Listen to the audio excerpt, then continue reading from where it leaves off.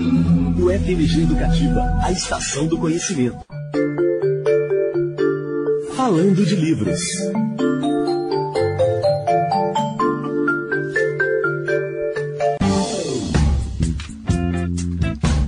Bom dia, eu sou Michele Bruck. Nós estamos de volta com o Universo Literário para você que está nos acompanhando aí em 104,5 FM ou através do nosso site, fmg.br/rádio. E hoje trazemos à lembrança os 50 anos de morte de um grande escritor mineiro, Lúcio Cardoso. Nascido em Curvelo, de 1912, Lúcio teve uma formação rígida sob tutela dos ríspidos valores da tradicional família mineira. Homossexual assumido, entrou em franco conflito com as castrações implicadas na sua criação. Em crônica publicada em 1969 no Jornal do Brasil, Clarice Lispector o chama de, abre aspas, corcel de fogo encantado sem limite para o seu galope, fecha aspas, o que talvez defina a personalidade do escritor.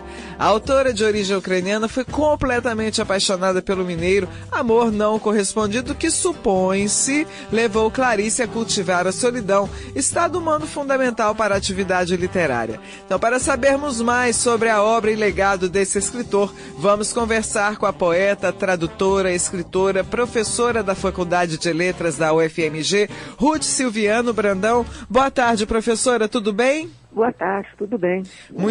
Muito obrigada pela sua participação, prazer enorme falar com você no Universo Literário, viu? Não, obrigada, eu que agradeço. Professora, para a gente começar o nosso papo, quem foi Lúcio Cardoso, a que classe ele pertencia, fala um pouco da história do Lúcio, por favor. Olha,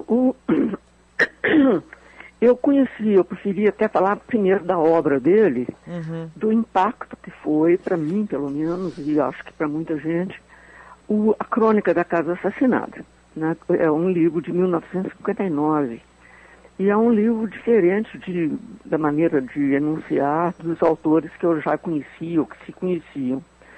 Então, Lúcio é mineiro, né, de Curvelo. A família dele veio cedo para Belo Horizonte, depois a mãe, a dona Nhanhá, eles foram para o Rio, e ele começou a escrever o primeiro livro dele, Maleita. É uma escrita meio mítica sobre a fundação de uma cidade mineira, Pirapora. Mas o que impacta mais, o que impressiona mais, pelo menos a mim, foi a primeira leitura que eu fiz da crônica. Na época que eu comecei a ler e trabalhar com Lúcio, havia muito pouca bibliografia sobre ele. Essa minha tese foi defendida em 1989. Não se procurava e não se achava muita coisa sobre ele. Era famoso o livro do Carelli, né, Corcel de Fogo, que, aliás, essa expressão Corcel de Fogo foi dada pela Clarice. Então, anos depois, a obra dele ganhou um relevo muito grande com outras pessoas que escreveram sobre ele e com o trabalho do Ézio Macedo Ribeiro, que fez para a Civilização Brasileira edições críticas, comentadas do Diário de Lúcio, da poesia completa, e ele foi ganhando cada vez mais visibilidade. Então, aí houve várias pessoas que escreveram, fizeram tese, Valéria Lamego no Rio, e muito mais outras que eu agora, nesse momento, não dá para listar. Né? Por que o Lúcio Cardoso é tão pouco conhecido pelos mineiros, professora? Agora está ficando mais conhecido. Né? Ele era pouco conhecido. Na época dos anos 80, ele era muito pouco conhecido. Mas as teses, as leituras foram aparecendo. E eu organizei na Faculdade de Letras, agora eu sou aposentada. Mas no tempo que eu trabalhava lá, eu lancei muito a obra dele. Então tem um livro que chama Lúcio Cardoso, Travessia da Escrita, que foi publicado pela editora UFMG. E esse livro é composto não só de artigo meu, mas de vários alunos que fizeram curso na época e que não se conhecia a obra dele. Nessa época, antes do livro ser publicado, a gente ficava procurando o livro em sebo, em estantes antigas, que ninguém tinha. Então, a gente foi fazer essa pesquisa também. Então, logo com o tempo, apareceu o Ezio, que é apaixonado por Lúcio também, e a obra dele começou a ser divulgada e começou a ser publicada pela civilização brasileira. Eu acho que agora quase tudo é publicado. Entendi. Quase tudo já foi publicado. Entendi. Agora, professora, voltando na Crônica da Casa Assassinada, esse romance do Lúcio Cardoso, por que ele é tão importante para a carreira dele e qual que é a importância dessa obra para a literatura brasileira? A Crônica da Casa Assassinada é uma casa que é uma espécie de metáfora e metonímia de Minas Gerais e da decadência de uma certa região, que não se sabe exatamente qual região, onde morava essa família dos Menezes, uma família rica, aristocrática. Então, essas pessoas que moravam na casa viviam das ruínas dessa casa, os objetos empoeirados, já inutilizados, mas eles viviam essa pompa, né, dessa realidade que já tinha acabado. E tem várias pessoas que moram nessa casa, inclusive os irmãos, né, entre eles o Valdo e o Timóteo, que é uma figura muito importante, porque ele é uma figura meio grotesca, como se ele representasse todo o excesso. Aliás, foi feito um filme há anos atrás, pelo, esqueci o nome daquele diretor, mas a Casa Assassinada, esse Timóteo foi representado pelo Carlos Kreber, que é um ator mineiro, né? Eu acredito que ele já tenha morrido há muitos anos. Então o filme também foi importante para se desenvolver a obra dele, para se tornar conhecida a obra dele, né? Entendi. E depois que eu li a Crônica da Casa Assassinada, eu imaginei assim, não é possível que haja um livro melhor na obra dele. Não digo melhor, mas foi feito também um livro, e esse mesmo diretor fez um filme sobre O Viajante, é o último livro do Lúcio, que é um livro inacabado. Entendi. Agora, Lúcio Cardoso, ele fez romance, ele fez conto, ele fez poesia, ele fez teatro e cinema. Então é uma obra muito ampla e que felizmente agora está sendo reconhecida e publicada fora do Brasil. A Crônica da Casa Assassinada foi publicada nos Estados Unidos, a tradução, e há pouco tempo também na Holanda. E eu, na minha opinião, na minha visão do que eu tenho experiência de leitura, ele merece mesmo fazer parte desse panorama internacional, de um escritor, de uma escrita tão forte, assim, tão pesada e ao mesmo tempo tão impactante e bonita, que ele merece esse lugar. Entendi. Agora, professora, Você podia falar um pouco mais alto? Professora, Sim. Circula uma tese por aí que o Lúcio deu uma guinada estética aos 23 anos. Deu o quê? Uma guinada estética aos 23 anos. Ele passou de regionalista para espiritualista. A senhora concorda com essa visão? Espiritualista eu não concordo, não.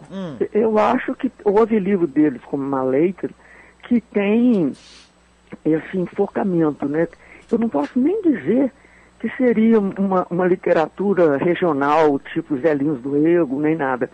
Porque quando ele fala dessa cidade onde houve a Maleita, a escrita já é completamente diferente. Né? Não é uma coisa... Ele nunca foi muito realista, não. Não é uma coisa realista. Então, eu não digo espiritualidade, mas o que marca muito a escrita dele é o inconsciente, é o universo interno, é o que move de forma consciente ou não as pessoas, são os conflitos, são as paixões, né, que ele próprio era um sujeito apaixonado, dividido, né? E que viveu muitos anos no Rio de Janeiro, e pessoas que tiveram contato com ele dão uma outra imagem.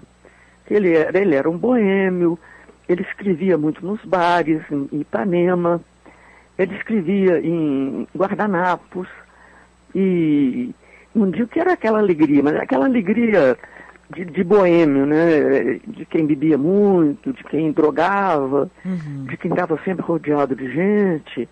Mas esse lado aparentemente positivo, alegre dele, esconde o outro lado de um sujeito muito conflituado. Entendi. E ao mesmo tempo extremamente talentoso, porque ele era muito ciente do homossexualismo e de como esse homossexualismo naquela época era difícil para uma família católica e conservadora, né? Mas assim, ele chega a falar, não muito. Houve há pouco tempo um encontro lá na Faculdade de Letras que fala que no diário ele fala do homossexualismo. Eu li o diário do Lúcio várias vezes. Se ele falou, foi pouco. Né? Ele falou, foi pouco. E eu acho que muitas vezes vão procurar no Lúcio o escritor homossexual. Eu acho que cada pessoa faz a sua leitura do jeito que ela toca, né, o leitor. Mas eu sou mais impressionada com o texto. Entendi. O que determina, professora, a singularidade das investigações psicológicas dele frente a outros autores brasileiros que se dedicaram aos mesmos temas? Olha, eu não sei se foi exatamente aos mesmos temas, mas a maneira como, quer dizer, para mim o que importa mais, o que é mais interessante é o como, a enunciação. E essa enunciação, ao mesmo tempo trágica, ao mesmo tempo teatral, ela marca e diferencia a obra dele dos escritores, por exemplo, regionalistas, né? E mesmo um Jorge Amado, que tem uma literatura tão multifacetada, é completamente diferente. Se falar nos baianos ou nos nordestinos, o tom é outro. Eu acho a obra do Lúcio, se é possível falar, é muito mineira, porque a atmosfera é mineira. Entendi.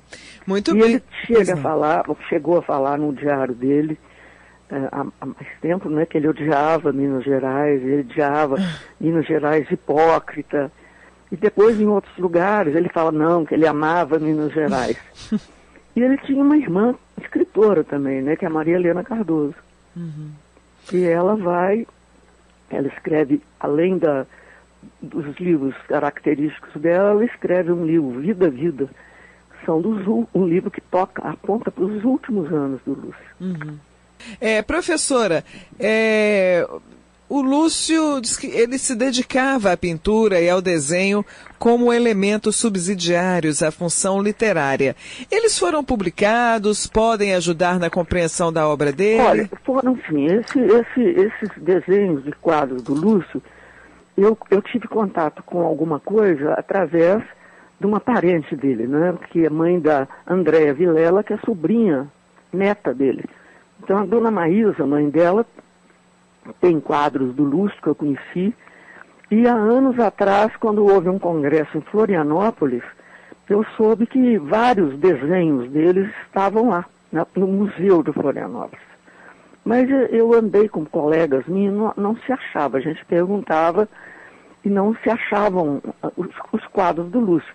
Afinal, o diretor do Museu de Florianópolis nos direcionou a uma gaveta enorme onde estavam os desenhos dele. E ele fez para mim, ele fez as fotos desses desenhos, fotos e os slides. Quer dizer, eu já fiz trabalho, já apresentei há muitos anos, esses quadros do Lúcio, essa apresentação pictórica dele. Agora, tem um que eu acho muito lindo, que tem a ver com um poema dele sobre a ressurreição de Lázaro, a voz de Lázaro, e tem o quadro, a voz de Lázaro também, que é muito bonito, muito impactante. E ele fez cinema também, né?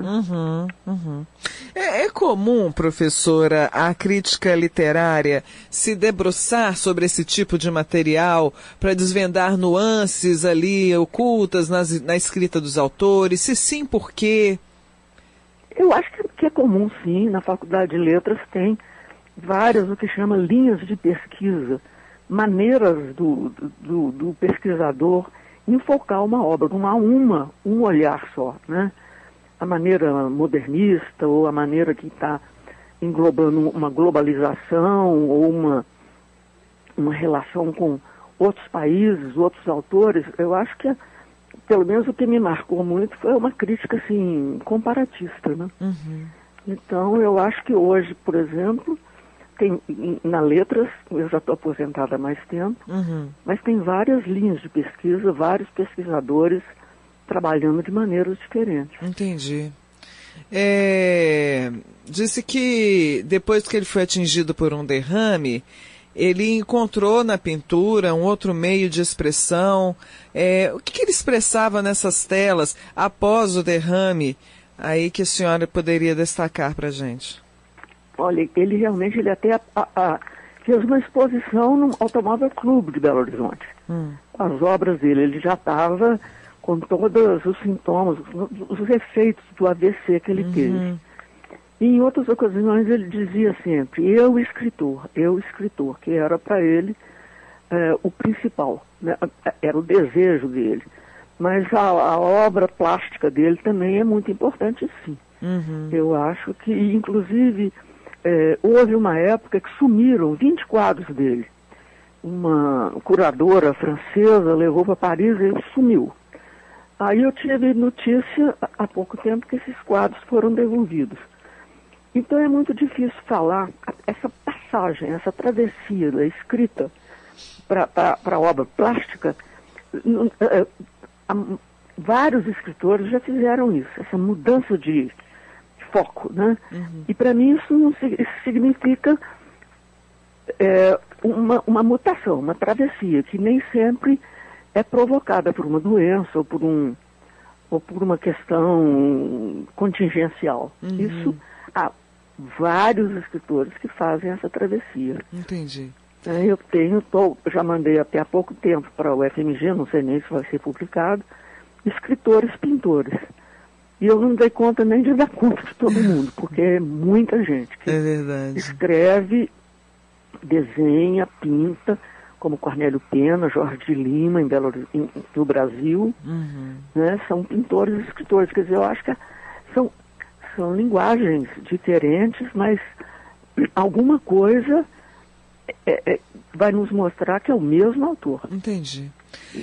Olhando para a literatura brasileira atual, professora, é possível identificar algum eco da obra do Lúcio? Se sim, quais autores? Algum o quê? Algum eco da obra do Lúcio? Eu acho que tem vários ecos, né? Já apareceram teses e tudo mais. Então, há uns 3 anos atrás, eu fui ao Rio, na banca da Valéria Lameu, que descobriu o Lúcio do jornal, o Lúcio dos fatos, a forma que o outro ângulo que ela descobriu. Eu acredito que haja mais, porque ele era múltiplo. E o Ézio Macedo, que atualmente mora nos Estados Unidos, ele é o grande divulgador do Lúcio, né? Através de edições críticas, que para mim, o diário do Lúcio que eu tinha era um diário pequeno, chamava Diário Completo, mas ele tinha umas 80 páginas. O Ézio fez a edição dos diários do Lúcio com notas de pé de página, com uma introdução muito importante, com a cronologia, estabelecimento do texto. Então, ler o diário do Lúcio, que tem atualmente, depois do trabalho do Ézio, é um diário contando com a bibliografia final de mais de 700 páginas. E eu acho, assim, que ler sobre a biografia, não para fazer uma relação causa e efeito, mas para fazer uma relação no que importa entre a obra e o diário, que é muito importante, abre muito a visão do leitor. Entendi.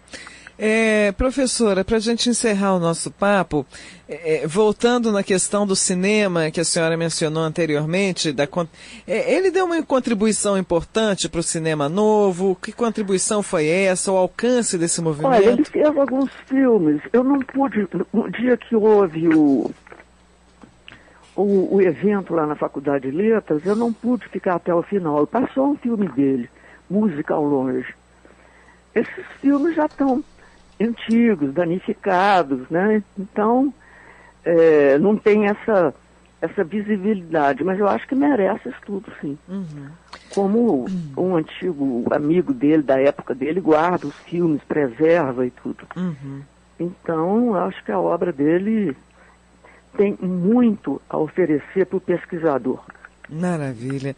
Professora Ruth Silviano Brandão, mais uma vez eu gostaria de agradecer a sua presença no universo literário, agradecer também todo esse papo sobre o Lúcio Cardoso.